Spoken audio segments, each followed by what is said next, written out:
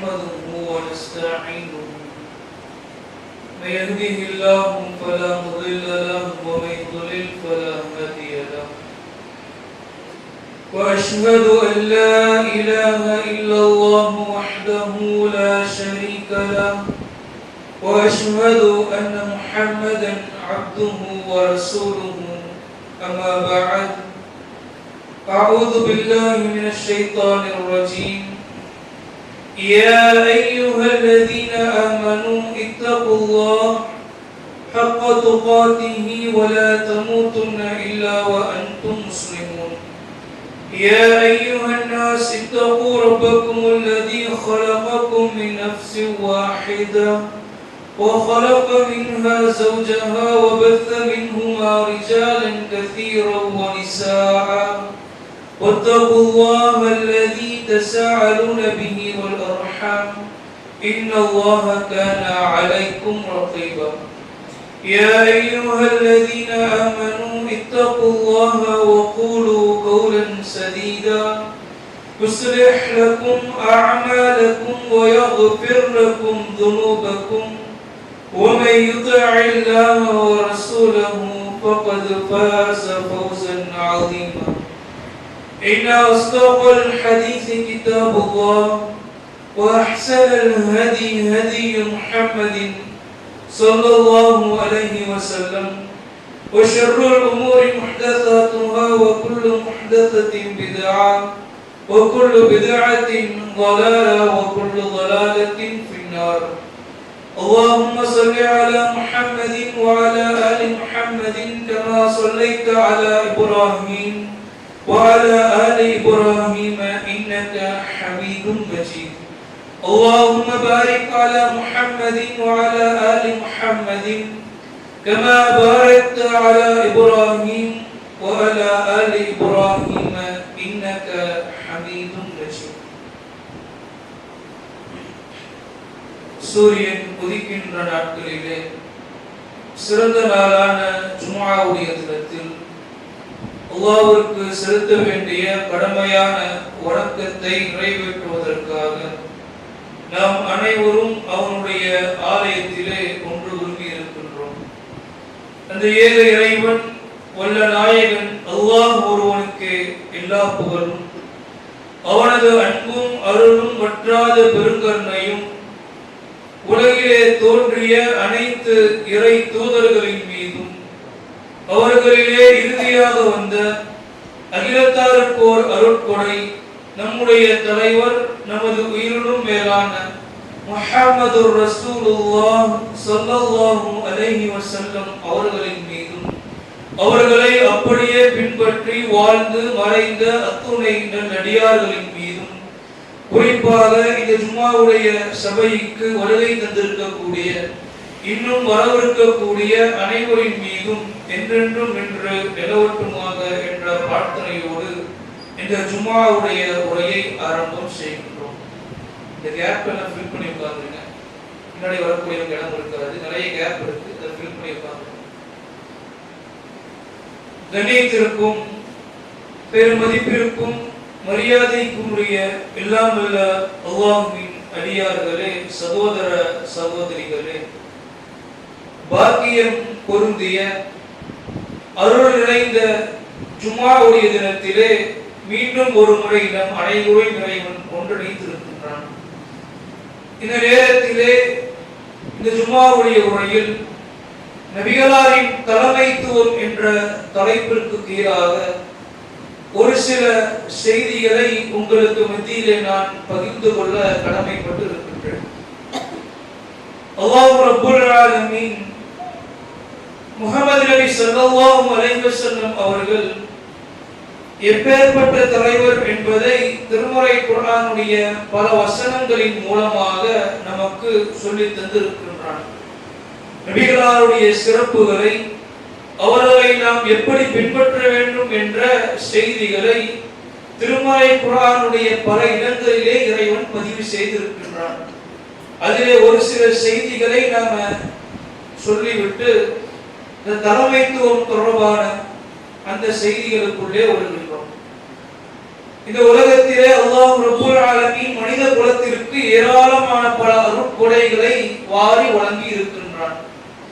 ஆனால் இந்த ஒட்டுமொத்த உலகத்திற்கும் ஒரு மனிதரே இறைவன் அருட்கொடையாக அனுப்பி இருப்பார் என்று சொன்னால் அது நபி ஸல்லல்லாஹு அலைஹி வஸல்லம் அவர்கள் தான். 21வது அத்தியாயம் 107வது வசனத்திலே இறைவன் பேசுகின்றான், ஒமா அர்ஸல்நாக இல்லா ரஹ்மத்தல் லில் ஆலமீன்.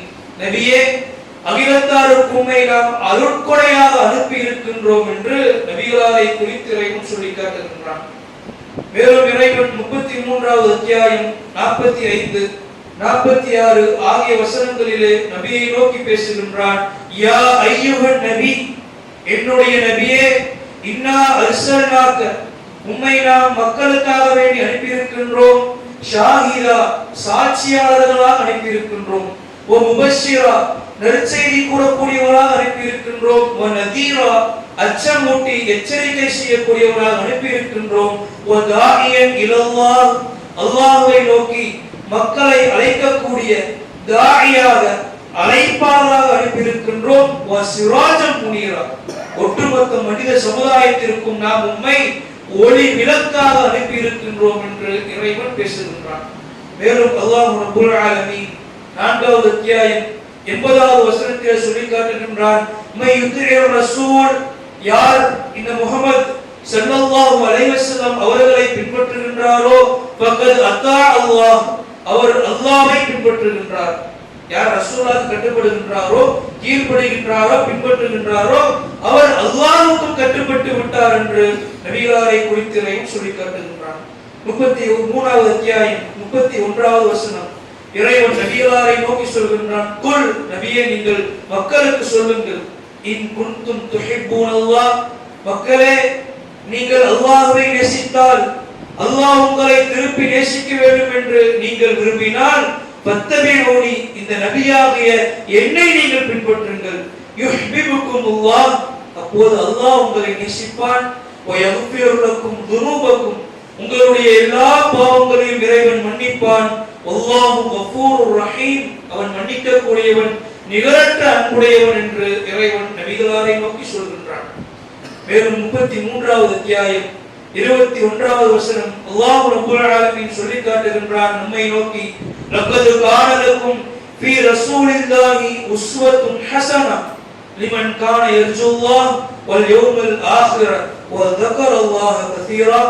அல்லாஹ்வையும் மறுமை நாளையும் நம்பிக்கை கொண்டு நீ முஸ்லிமாக இருந்து வ ذكرல்லாஹ கஸீரா, நீ அல்லாஹ்வை அதிகமாக நினைக்கக்கூடியவனாக இருந்தாய் என்று சொன்னால், இதோ இந்த நபியிடத்திலே, இந்த முஹம்மது ஸல்லல்லாஹு அலைஹி வஸல்லம் அவர்களிடத்திலே உஸ்வத்துல் ஹஸனா, அழகான முன்மாதிரி இருக்கின்றது என்று இப்படி திருமறை குர்ஆனினுடைய பல இடங்களிலே நபிகளாரை பின்பற்றுவதை குறித்து, அவர்களுக்கு கீழ்ப்படிவதை குறித்து, அவரை தலைவராக ஏற்று அவர் பின்னால் நடப்பதை குறித்தான சிறப்புகளை அல்லாஹ் ரப்பல் ஆலமீன் நம்மை படைத்த நபிகளாரை படைத்த இறைவன் சொல்லி காட்டுகின்றான். இப்படி பல சிறப்புகளுக்கு, பல தலைமைத்துவ சிறப்புகளுக்கு சொந்தக்காரர் தான் அல்லாஹ்வின் தூதர் என்பதை இந்த வசனங்கள் எல்லாம் நமக்கு தெளிவுபடுத்துகின்றது. இந்த நபிகளார் எப்பேற்பட்ட தலைமைத்துவத்தினுடைய பண்போடு இருந்தாங்க என்று சொன்னால், தலைமைத்துவம் என்றால் ஆங்கிலத்தில் லீடர்ஷிப் என்று சொல்வார்கள். உலக வரலாற்றிலே தலைமைத்துவம் தொடர்பான ஒரு புத்தகத்தை எழுத வேண்டும் என்று சொன்னால் நபிகளாரைத்தான் முன்மாதிரியாக அதற்கு எடுக்க வேண்டும் என்று உலகத்தினுடைய பல அறிஞர்கள் சொல்லி இருக்கின்றார்கள். நபிகளாரை முன்மாதிரியாக எடுத்து பல புத்தகங்களையும் பல அறிஞர்கள், முஸ்லிம் அறிஞர்கள் அல்ல, மாற்று மத அறிஞர்கள் கூட எழுதியிருக்கின்றார்கள். இந்த உலகத்தினுடைய ஒட்டுமொத்த மக்கள் தொகை 8.2 பில்லியன். இதிலே 25லிருந்து 26% சுமார் 200 கோடி பேர் முஸ்லிம்கள், நபிகளாரை பின்பற்றக்கூடியவர்கள். என்னத்தான் கொள்கையில பல கருத்து வேறுபாடுகள் இருந்தாலும் நபிகளார் தான் அல்லாஹ்வின் தூதர் என்பதில் யாருக்கும் எந்த கருத்து வேறுபாடும் இந்த முஸ்லிமுக்கும் கிடையாது. 200 கோடி முஸ்லிம்கள் பின்பற்றக்கூடிய ஒரே தலைவர் இந்த உலகத்துல வேற யாருக்கும் அந்த மௌசு கிடையாது. அதுதான் நபிகள் நாயகம் ஸல்லல்லாஹு அலைஹி வஸல்லம் அவர்கள். இந்த நபிகளாருடைய தலைமைத்துவம் தொடர்பாக ஹதீசுகளிலே ஏராளமான பல செய்திகளை நம்ம பார்க்கலாம். அந்த செய்திகளை எல்லாம் பார்ப்பதற்கு முன்பாக நபிகளாருடைய தலைமைத்துவம் தொடர்பாக உலகத்தினுடைய மாற்று மதத்தை சார்ந்த அறிஞர்கள் பல தகவல்களை சொல்லியிருக்கின்றாங்க. பல செய்திகளை சிலாகித்து பதிவு செய்திருக்கின்றார்கள். அதுல ஒரு 2 செய்தி மட்டும் நம்ம சொல்லிட்டு தலைப்புக்குள்ளார வருகின்றோம். மைக்கேல் ஹெச் ஹார்ட் என்று சொல்லக்கூடிய அமெரிக்காவை சார்ந்த ஒரு வரலாற்று ஆசிரியர், இவருடைய பெயரை நம்ம கேள்விப்பட்டு இருப்போம். இவருடைய புத்தகத்தில் தி 100 என்ற புத்தகத்தில் நபிகளாரைத்தான் முதலாவது தலைவராக ஃபர்ஸ்ட் பிளேஸ் நபிகளாருக்கு தான் இவர் கொடுத்தாருன்னு கேள்விப்பட்டிருப்போம். இவர் ஏன் கொடுத்தாரு என்பதை அவரே அந்த புத்தகத்தில் இருக்கின்றார். இந்த முகமது இருக்கின்றாரே, இவரை நான் முதலாவது இடத்தில் எழுதியிருப்பது படிக்கக்கூடிய பல மக்களுக்கு ஆச்சரியத்தை ஏற்படுத்தலாம். ஏன் தெரியுமா நான் அப்படி எழுதியிருக்கின்றேன்?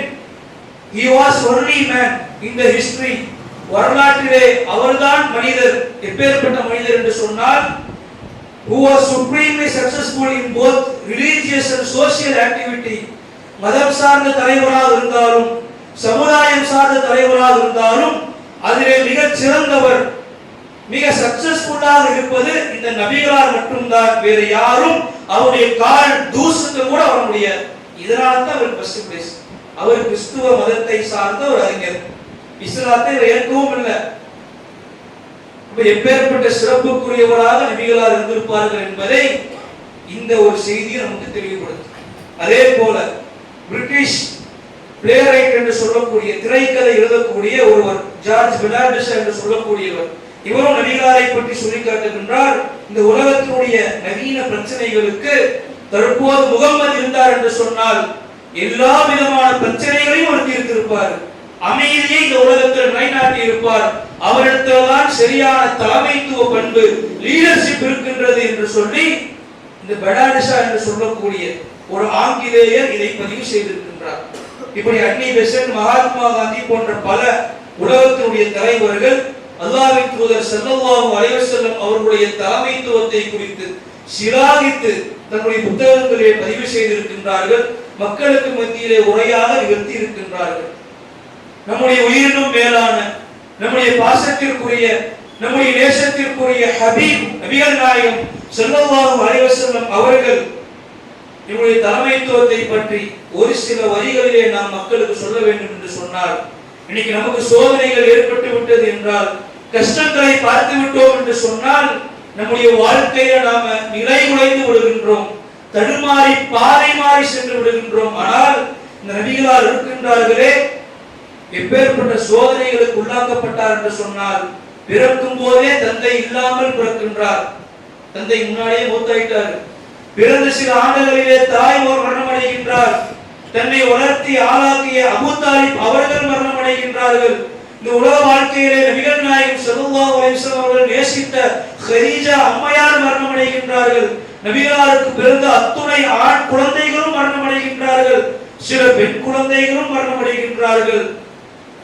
இப்படி பல கடுமையான சோதனைகளை நபிகளார் வாழ்க்கையில சந்தித்திருந்தாலும் கூட அந்த எந்த சோதனைகளும் நபிகளாருடைய பொது வாழ்க்கையில தலைமைத்துவத்துல ஒருவரும் பிரதிபலிக்கல. அப்பேற்பட்ட மாபெரும் தலைவர் தான், மாபெரும் தலைமை பண்புக்கு சொந்தக்காரர் தான் நபிகள் நாயகம் ஸல்லல்லாஹு அலைஹி வஸல்லம் அவர்கள்.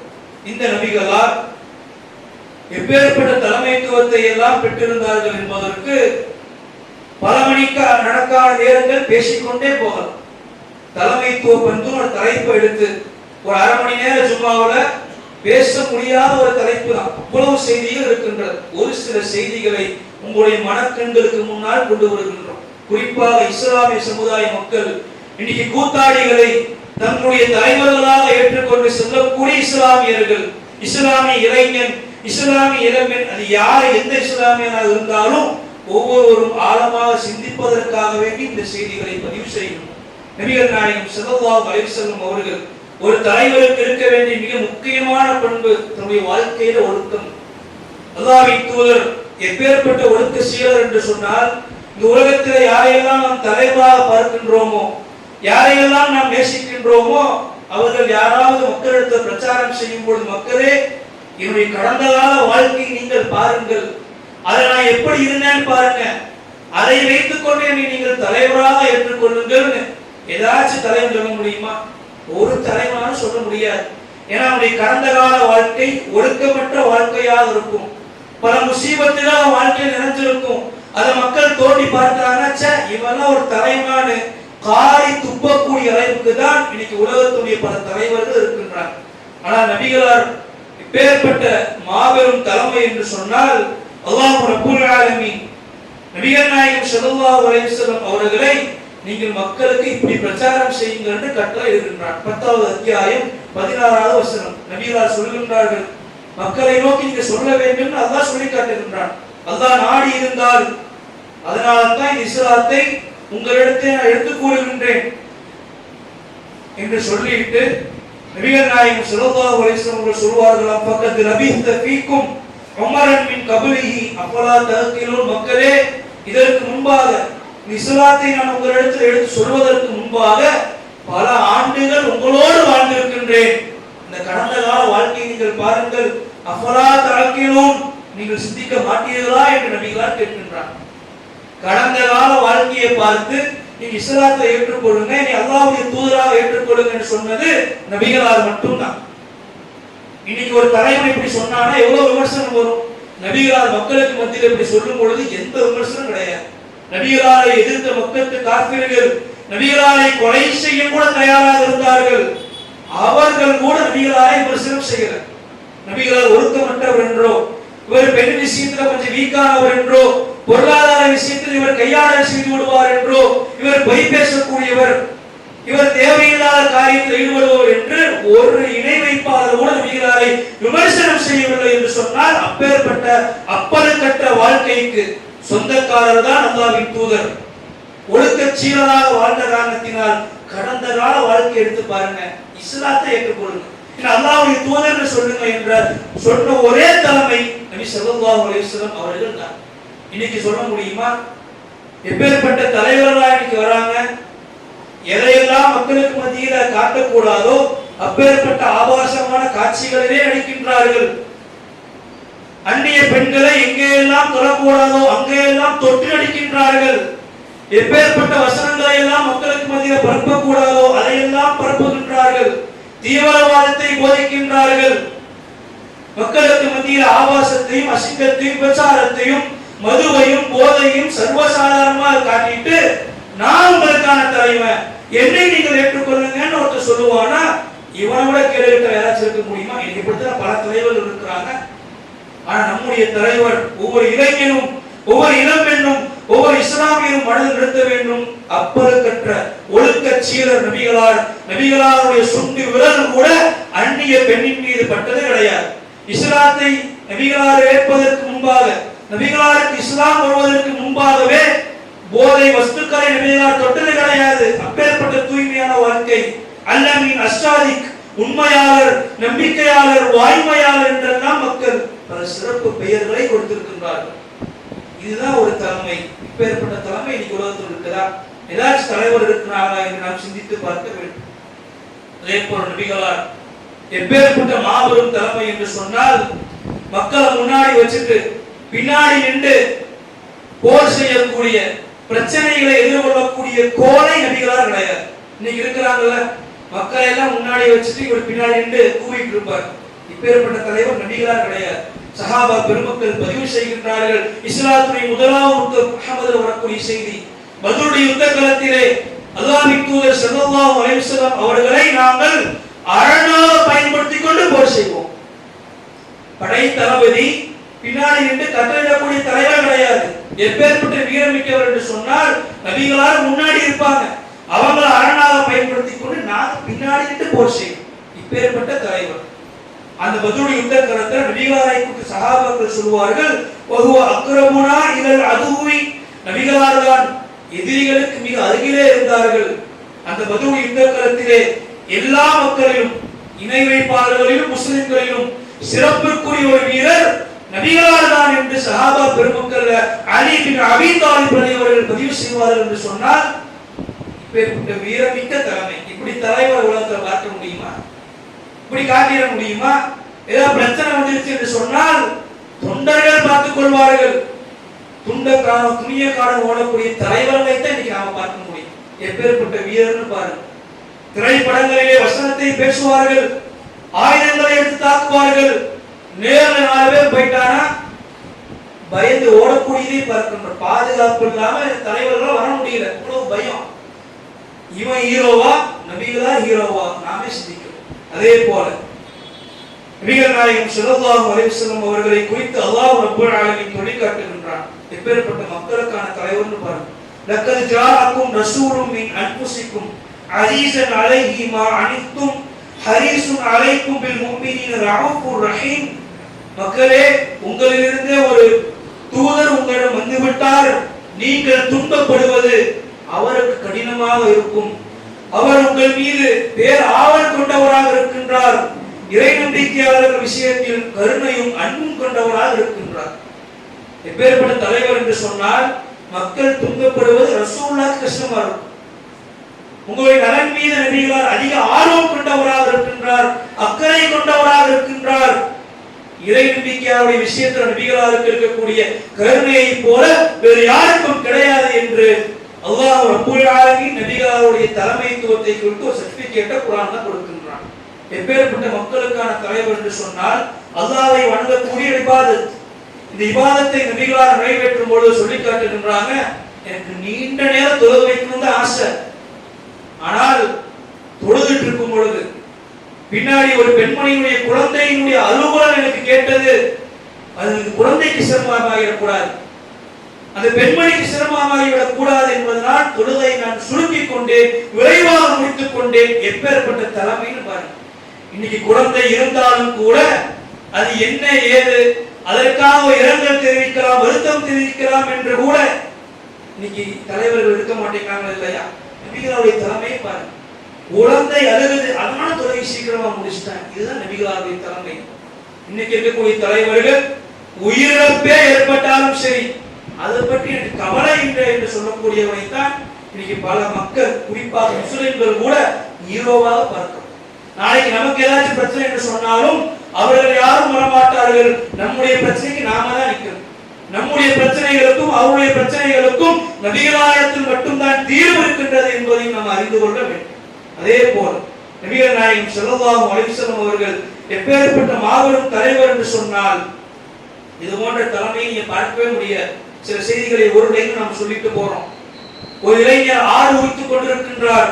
நபிகளார் வீதியில போறாங்க, பார்க்கிறாங்க, கொஞ்சம் நீ நகருப்பா, ரொம்ப ஸ்லோவா உரிக்கிற என்று சொல்லி தாங்கள் அணிந்திருக்கக்கூடிய சட்டையை ஜுப்பாவை 2 கைகளும் வேலையேற்றிக் கொண்டு மக்கள் எல்லாம் பார்க்கக்கூடிய நேரத்திலே பப்ளிக்ல நின்று மிக அழகாக நேர்த்தியாக நபிகளார் விரைவாக ஆட்டினுடைய தோலை உரித்து காட்டினார்கள். இப்பேற்பட்ட களப்பணியாளர் நபிகள் நாயகம் ஸல்லல்லாஹு அலைஹி வஸல்லம் அவர்கள் பள்ளிவாசலிலே ஒரு எச்சியை பார்த்தார் என்று சொன்னால் அதை கையால் சுரண்டி எடுத்த ஒரு மாபெரும் தலைமை.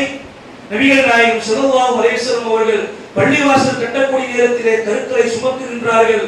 2 பேர் ஓடி வர, அல்லாஹ்வின் தூதரே, நீங்க இதை செய்யணுமா, நீங்க அப்படி செஞ்சிருக்கணுமா, நாங்க செய்யணும்னு சொல்லும்போது ரசூலுல்லாஹ் ஒரே வார்த்தை முடிச்சிடுறாங்க, நான் தூக்கக்கூடிய கல்லை உங்களால தூக்க முடியாது, 2வது இதை கட்டக்கூடிய நன்மை எனக்கும் வேணும், நீங்க வேற இடத்துக்கு போய் வேலை செய்யுங்க என்று. இன்னைக்கு தலைவர்கள் வேலை செய்வதே இருக்குது. அப்படியே வேலை செஞ்சாலும் கூட தொண்டர்கள் விட மாட்டார்கள். ஆனால் நபிகளார் வேலை செய்வதை யாராச்சும் இடையூறு பண்ணிட்டாலும் கூட நான் செய்வேன் என்று சொல்லி வலுக்கட்டாயமாக இருப்பார்கள் என்று சொன்னால் இப்பேற்பட்ட ஒரு மாபெரும் தலைமை. கந்தகுடி யுத்தகலம் அஹ்ஸாப் போர் என்று சொல்வார்கள். அதை வெட்ட வேண்டும். நபிகள் நாயகம் ஸல்லல்லாஹு அலைஹி வஸல்லம் அவர்கள் யௌமல் அஹ்ஸாபி, அந்த அஹ்ஸாபுடைய நாளிலே என்குரு துராப வகது வரான துராப பயால பத்தனி, மண்ணை நபிகளார் மம்முட்டியை கொண்டு வெட்டி கொண்டிருக்கின்றார்கள். அந்த மண் நபிகளாருடைய மேலிலே விழுகின்றது. நபிகளாருடைய அந்த வெண்மையாக இருக்கக்கூடிய வயிற்று பகுதி களிமண்ணால் கரை படிந்தது. அந்த அளவுக்கு ரசூலுல்லாஹ் குடியை தோண்டி வேலை பார்த்தார்கள். ரசூலுல்லாஹ் நினைச்சிருந்தாங்கன்னா ஒரு இடத்துல உட்கார்ந்து கொண்டு நீங்க எல்லாம் வேலை பாருங்க, நான் கட்டளை பிறப்பிக்கின்றேன் என்று சொல்லியிருக்கலாம். அல்லாஹ்வுடைய தூதர் தானே சொன்னா மக்கள் உயிரை கூட தருவார்கள். இருந்தாலும் மக்களுக்கு நான் முன்மாதிரியாக இருக்கின்றேன், நானே இறங்கி களத்துல மண்ணை வெட்டுகின்றேன் என்று நபிகளார் செய்து எப்பேற்பட்ட தலைமை நிரூபிச்சிருக்காங்க.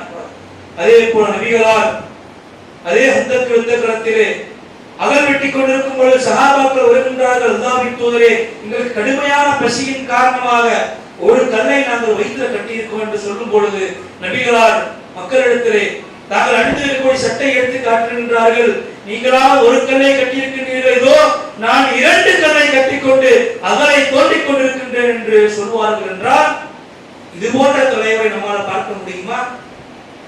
எப்பேற்பட்ட நீதிமான் என்று சொன்னால் பாத்திமா என்று சொல்லக்கூடிய உயிர் வளர்த்து பெண்மணி திருடி விடுகின்றால் அந்த பெண்மணிக்காக சில சஹாபாக்கள் பரிந்து பேசுவதற்காக வருகின்றார்கள். நபிகளார் சொல்றாங்க, அல்லாஹ்வின் மீது ஆணையாக பாத்திமத்த பின்த் முஹம்மதின், இந்த முஹம்மதுடைய மகளார் பாத்திமா அவர்கள் திருடி இருந்தாலும் சரக்கத் லகதரத இலஹா, அவளுடைய கையில் நான் துண்டித்திருப்பேன் என்று இன்னைக்கு யாராவது தலைவர் இப்படி சொல்லக்கூடியதை பார்க்க முடியுமா? தன்னுடைய மகனோ மகளோ தவறு செய்தாலும் கூட தப்பிக்க வைப்பதற்கு அதிகாரத்தை பயன்படுத்தி ஆளுமையை பயன்படுத்தி என்ன வேணாலும் செய்யக்கூடிய தலைவரை தான் பார்க்க முடியும். நபிகளார் சொன்னார்கள், என் மகள் பாத்திமா திருடினாலும் அவர்களுடைய கையையும் நான் துண்டிப்பேன் சொல்வார்கள் என்று சொன்னால் அப்பேற்பட்ட நீதிமானாக இருந்து ஒரு சிறந்த தலைமை. இறுதியாக ஒரே ஒரு செய்தியை சொல்லி நான் நிறைவுக்கு வருகின்றேன். இந்த நபிகளார் இருக்கின்றாரே, ஒரு மனிதரை கூட நபிகளார் கண்டுகொள்ளாமல் விட மாட்டார்கள். அன்றைய காலகட்டத்திலே ஜுலைபீப் என்று சொல்லக்கூடிய ஒரு மனிதர், ஒரு நீண்ட நெடிய ஒரு செய்தி சுருக்கமாக சொல்கின்றோம். மக்கள் எல்லாம் ஏளனமாக பார்த்தார்கள். அவருக்கு பெண் தரம் வர மாட்டாது, அந்த அளவிற்கு கொஞ்சம் அருவருப்பான தோட்டத்தில் இருப்பார் என்று ஹதீஸ்ல வருகின்றது. ஆனா நபிகளார் சொன்னார்கள், ஜுலைபீபே, உங்களுக்கு சொர்க்கத்திலும் ஊரில் பெண்கள் இருக்கின்றார்கள், இந்த உலகத்திலும் மனைவி இருக்கின்றது, இதோ அந்த வீட்டுக்கு செல்லுங்கள், பெண் கேளுங்கள் அனுப்பி வைக்கிறாங்க. ரசூலுல்லாஹ் சென்று பெண் கேட்டு நபிகளார் சொன்ன ஒரே காரணத்தினால் சம்பந்தப்பட்ட பெண் இந்த ஜுலைபீபை திருமணம் செய்ய அனுமதி தருகின்றார்கள். மக்கள் யாரை சாதாரணமா நினைச்சாங்களோ, யாரை அருவருப்பானவன் நினைச்சாங்களோ, ரசூலுல்லாஹ் அவரை தூக்கி வச்சாங்க. இப்பேற்பட்ட தலைவர்னு பாருங்க. ஒரு மனிதராக இருந்தாலும் கூட நிர்கதியாக விட்டுறக்கூடாது என்று அவருக்காக நபிகளாரே இறங்கி பெண் பார்த்து திருமணம் செய்து வைக்கின்றார்கள். இந்த ஜுலைபீப் அவர்கள் போர்க்களத்திலே கலந்து கொண்டு கொல்லப்பட்டு விடுகின்றார். போர்க்களம் முடிவு பெறுகின்றது. ஜுலைபீபை நபிகளார் தேடி அழுகின்றார்கள். சஹாபாக்களை கேட்கிறாங்க, எல்லாருமே கிடைத்து விட்டார்களா ஷஹீதுகள் கேட்கும் பொழுது சஹாபாக்கள் 3 முறை சொல்றாங்க, அல்லாஹ்வின் தூதரே இன்ன நபர்கள் கிடைக்கணும்னு சொல்றாங்க. 3 முறையும் ஜுலைபீபுடைய பெயர் சொல்லப்படாது. நம்ம சமுதாயத்தில் எந்த அளவுக்கு மதிப்பு அவருக்கு இருந்திருக்கும் பாருங்க. ரசூலுல்லாஹ் கடைசியா கேட்கிறாங்க, ஜுலைபீப் கிடைத்து விட்டாரான்னு கேட்கும் பொழுது இதோ ஜுலைபீப் இங்கே மரித்து கிடக்குகின்றார். நபிகளார் சென்று பார்க்கிறாங்க, அவரை சுற்றி 7 எதிரிகள் கொல்லப்பட்டு கிடக்கின்றார்கள். நபிகளார் சொன்னார்கள், இந்த ஜுலைபீப் 7 எதிரிகளை கொண்டிருக்கின்றார், அவரும் இங்கே கொல்லப்பட்டிருக்கின்றார். சொல்லிட்டு சொன்னாங்க, ஹாதா மின்னி, இவர் என்னை சேர்ந்தவர், வ அன மின்ஹு, நான் இவரை சேர்ந்தவர். ஹாதா மின்னி வ அன மின்ஹு, இவர் என்னை சேர்ந்தவர், நான் இவரை சேர்ந்தவர் என்று தம்முடைய கைகளால் நபிகளார் அவரை தூக்கிக் கொள்கின்றார்கள். தூக்கிவிட்டு சொல்கின்றார்கள், சஹாபாக்கள் பதிவு செய்வார்கள், அன்றைய தினம் நபிகளாருடைய கைகள் அந்த ஜுலைபீபுக்கு சந்தூக்காக அமைத்துக் கொண்டது. அந்த அளவுக்கு ரசூலுல்லாஹ் பாசத்தை பொழிந்து அவரை நபிகளாரே இறக்கி அடக்கம் செய்துவிட்டு அழுகின்றார்கள். பிறகு செய்து ஏறப்பட்டு சிரிக்கின்றார்கள். ஜுலைபீபுடைய மரணத்துக்காக நான் அழுதேன், இப்போது அவர் சொர்க்கத்திலே ஊர்களின் பெண்களோடு விளையாடிக் கொண்டிருக்கின்றார், அதை பார்த்து நான் சிரித்தேன் என்று நபிகளார் சொல்வார்கள் என்றால் எப்பேற்பட்ட தலைமைன்னு பாருங்க. சமுதாயத்தில் யாரை நீங்கள் அருவருப்பானவராக பார்க்கின்றீர்களோ, யாரை நீங்கள் கண்டுகொள்ளாமல் இருக்கின்றீர்களோ, அவர்தான் என்னிடத்தில் உயர்ந்தவர், என்னுடைய நண்பர் என்று நபிகளார் மதிப்பளிப்பார்கள் என்று சொன்னால், இன்னைக்கு பல உயிர்களை காவு வாங்கிய பிறகும் கூட யாரு தப்பு யாரு சரி இரண்டாவது இருக்கட்டும், என்னுடைய கூட்டத்துக்கு வந்தார்கள், அவர்கள் செத்து மனித கிடக்கின்றார்கள், அவங்களுக்காக நான் இருக்கின்றேன், அவங்க குடும்பத்தில் உறவனாக நான் வருகின்றேன் என்று சொல்வதை விட்டுவிட்டு சினிமா டைலாக்குகளை போல வீர வசனம் பேசக்கூடிய தலைவர்கள் எங்கே? ஒரே ஒரு மனிதராக இருந்தாலும் அவரையும் நான் பாதுகாப்பேன், அவருக்காக நான் களத்தில் இருக்கின்றேன், அவரை தன்னுடைய கையால் தூக்கி சந்தூக்காக தன்னுடைய கையை அமைத்துக் கொண்ட நபிகளாருடைய தலைமை என்ன? இதுதான் தலைவர். இந்த தலைவர் எப்பேற்பட்டவர் என்று சொன்னால், நம்முடைய உயிருண்மையான நபிகள் நாயகம் ஸல்லல்லாஹு அலைஹி வஸல்லம் அவர்கள் நம்மை பார்த்தது கிடையாது. நாம் ஒவ்வொருவரும் யார் என்று தெரியாது. அவர்களுக்கு குடும்பம் இருந்தது, பாசமிக்க உயிரை கொடுக்கக்கூடிய தோழர்கள் இருந்தார்கள். ஆனால் அந்த நபிகளார் நபிகளார் நமக்காக வேண்டி அழுதிருக்கின்றார்கள், நமக்காக வேண்டி கண்ணீர் சிந்திருக்கின்றார்கள். யா உம்மத்தி யா உம்மத்தி, என்னுடைய சமுதாயம் என்று நம்மை பார்க்காமலே நமக்காக வேண்டி அழுத ஒரு மாபெரும் தலைவர் தான் நம்முடைய உயிரினும் மேலான நபி ஸல்லல்லாஹு அலைஹி வஸல்லம் அவர்கள். அந்த முஹம்மது ஸல்லல்லாஹு அலைஹி வஸல்லம் அவர்களை உயிரினும் மேலாக பின்பற்றுவோம். அவர்களை விட ஒரு சிறந்த தலைவரை உலகம் இதுவரை பார்த்ததில்லை, இனி பார்க்கவும் முடியாது. அப்பேற்பட்ட தலைவர் தான் நம்முடைய வாழ்க்கைக்கான வழிகாட்டி. இது போன்ற கூத்தாடிகள், இது போன்ற ஏமாற்றக்கூடிய ஊழல்வாதிகள் எல்லாம் நம்முடைய தலைவர்கள் கிடையாது என்பதை ஒவ்வொரு முஸ்லிமான ஆணும் பெண்ணும் மனதில் ஆழமாக பதிய வைக்கணும். அதை விடுத்துட்டு அவர் என்னுடைய கணவனை விட சிறந்தவர், எனக்கு கணவன் இல்லை என்று சொன்னால் நான் அவரையே போய் கட்டிக்கொள்வேன் என்று இப்படி சொல்வதெல்லாம் ஒரு முஸ்லிம் பெண்ணுக்கோ அவருக்காக வேண்டி உயிரை கொடுப்பேன், அதை கொடுப்பேன், இதை கொடுப்பேன் சொல்வது ஒரு முஸ்லிம் ஆணுக்கோ அழகு கிடையாது. நபிகளார் தான் நமக்கான சிறந்த தலைவர், நம்முடைய உயிரினும் மேலானவர். அந்த தலைமையை தான் நாம் நம்முடைய வாழ்க்கையில் ஏற்று பின்பற்ற வேண்டும் என்ற ஒரு செய்தியை உங்களுக்கும் எனக்கும் பதிவு செய்து இந்த முதலாவது உரையை நான் நிறைவு கொண்டு வருகிறேன். ஸலாத்து வஸ்ஸலாமு அலா ரசூலில்லாஹி முஹம்மத் ஸல்லல்லாஹு அலைஹி வஸல்லம். கண்ணியத்திற்குரியவர்களே, வரக்கூடிய ஞாயிற்றுக்கிழமை 5ஆம் தேதி மதுரை மாவட்டம் வண்டியூர் டோல்கேட்டு அருகிலே வைத்து நம்முடைய ஜமாஅத்தின் சார்பாக தென் மாவட்டங்கள் எல்லாம் ஒருங்கிணைந்து இளைஞர்கள் எழுச்சி மாநாடு என்ற ஒரு மிகப்பெரிய ஒரு அழைப்பு பணி தொடர்பான மாநாடை நாம ஏற்பாடு செய்திருக்கின்றோம். இந்த மாநாட்டிற்காக வேண்டி கிட்டத்தட்ட ஒரு 4 மாதங்கள் இளைஞர்கள் தொடர்பாக பல பிரச்சாரங்களை நம்முடைய ஜமாஅத்தின் சார்பாக முன்னெடுத்து இருக்கின்றோம், உங்களுக்கு மத்தியும் பேசி இருக்கின்றோம். இந்த மாநாட்டை பொறுத்தவரை ஏன் இது போன்ற நிகழ்வுகள் ஏற்படுத்தப்படுகின்றது என்று சொன்னால், இன்னைக்கு இஸ்லாமிய இளைஞர்கள், இளம் பெண்கள் இஸ்லாம் என்றால் என்ன என்று தெரியாமல் போதை கலாச்சாரத்திற்கும் ஆபாசங்களுக்கும் அசிங்கங்களுக்கும் சமூக வலைதளங்களுக்கும் அடிமையாகி நபிகளாரை தலைவனாக ஏற்றுக்கொண்டு வாழ்வதை விடுத்துவிட்டு கூத்தாடிகளையும் அரசியல் தலைவர்களையும் தம்முடைய தலைவர்களாக ஏற்றுக்கொண்டு நம்முடைய வாழ்க்கையின் நேரங்களை ஆற்றல்களை வீணடித்துக் கொண்டு இருக்கின்றார்கள் சில இளைஞர்கள், இளம்பெண்களை தவிர. இவர்களை நல்வழியின் பக்கம் நாம் மீட்க வேண்டும் என்பதற்காகத்தான் இது போல பிரச்சாரங்களை நம்ம செய்து வரணும். அதனுடைய ஒரு பகுதியாகத்தான் இந்த மாநாடு. இந்த மாநாட்டுல மதியானம் 12 மணிக்கு மேலே மாநாடு தொடங்கிடும். இளைஞர்களுக்கான பிரத்யோக கண்காட்சி அரங்கங்கள் அதுல பல செய்திகள் இருக்குது. அதுல மிக முக்கியமாக இன்னைக்கு சமூக வலைதளங்களிலே அடிமையாக இருக்கக்கூடிய இளைஞர்கள், போதை கலாச்சாரத்திற்கெல்லாம் அடிமையாக இருக்கக்கூடிய இளைஞர்கள் அங்க சென்றீங்க என்று சொன்னால் அவங்களுக்கான கவுன்சிலிங் கொடுக்கப்படும். சமூக வலைதளங்கள்ல எப்படி நீங்க மார்க்கத்தை பரப்பலாம், மீடியா ஜர்னலிஸ்டாக நீங்க எப்படி ஆகலாம் என்றெல்லாம் உங்களுக்கான அந்த கண்காட்சி அரங்கங்கள் ஏற்பாடு செய்யப்பட்டிருக்கின்றது. இன்னைக்கு ஏஐ தொழில்நுட்பம் தான் மிகப்பெரிய அளவில் பேசப்படுகின்றது. இது எப்படி பயன்படுத்துவது, இது தொடர்பான செய்திகள் என்ன, அதே போல நாம கற்றிருக்கக்கூடிய கல்வியை எப்படி பயன்படுத்துவது, மேல் படிப்புகளை எப்படி படிப்பது, சமுதாயத்துடைய உறுதியை பாதுகாப்பு செய்யக்கூடிய படிப்புகள் என்னென்ன. இன்னைக்கு இந்தியாவுடைய அரசியல் களம், தமிழ்நாட்டுடைய அரசியல் களம் கூட ஒரு டேஞ்சரான பாதையை நோக்கி சென்று கொண்டு இருக்கின்றது. 40 பேர் 41 பேர் மரணித்தார்கள். இதை வைத்து மனிதாபிமானம் கூட இல்லாமல் கடுமையான அரசியலை ஒவ்வொரு கட்சிகளும் முன்னெடுத்து வருகின்றது. அப்ப இந்த நேரத்தில் இளைஞர்கள் விழிக்க வேண்டும்.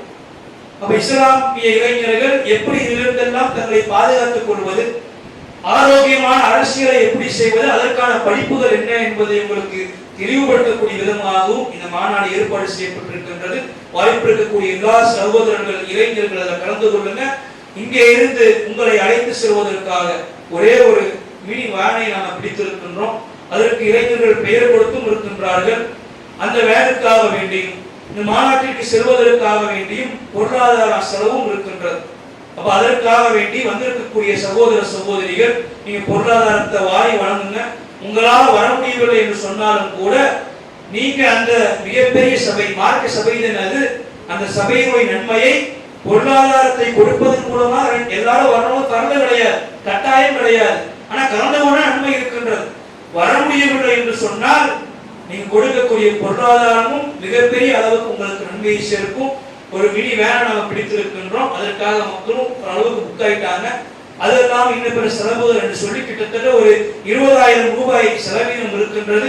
வந்திருக்கக்கூடிய சகோதர சகோதரிகள் இந்த ஒரு பணிக்காக வேண்டி இளைஞர்களை அழைத்து சென்று திரும்ப கொண்டு வந்து விடுவதற்காக அந்த பணிக்காக வேண்டி உங்களுடைய அந்த பொருளாதாரத்தை வாரி வழங்குமாறு கேட்டுக்கொள்கின்றோம். அதிகமாக கொடுங்க. வந்திருக்கக்கூடியவர்கள் பொருளாதாரத்தை கொடுத்துட்டு போங்க. பொருளாதாரம் எடுத்துட்டு வராதவங்க வாக்குறுதியாக கொடுத்து விட்டு செல்லுமாறு கேட்டுக்கொண்டவனாக இந்த ஜும்மாவுடைய உரையை நிறைவு செய்கின்றேன். வாஹிரு தஅவானா அல்ஹம்துலில்லாஹி ரப்பில் ஆலமீன். வஸ்ஸலாமு அலைக்கும் வரஹ்மத்துல்லாஹி வபரகாத்துஹு.